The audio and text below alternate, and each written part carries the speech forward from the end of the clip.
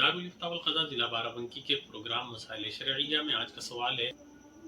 سائل لکھتے ہیں کہ مجھ پر غسل فرض تھا اور میں ایسے وقت میں اٹھا کہ غسل کر کے سحری کرنے کا وقت نہیں تھا، تو میں نے سحری کر کے روزے کی نیت کر لی، میرا روزہ ہوا یا نہیں ہوا؟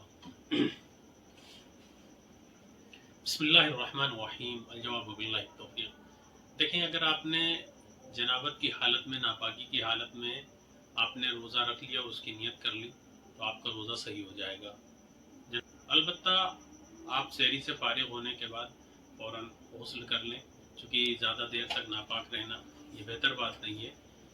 اور جب آپ غسل کریں تو اس میں جو ہے ناک میں بہت اندر تک پانی نہ چڑھائیں کہ وہ جو ہے دماغ تک چلا جائے، یا غرارہ جو ہے غرغرہ وہ آپ نہ کریں، اس سے روزہ فاسد ہونے کا خدشہ ہے۔ باقی جیسے آپ غسل کرتے ہیں ویسے کر لیں فقط، واللہ تعالی عالم بالصواب۔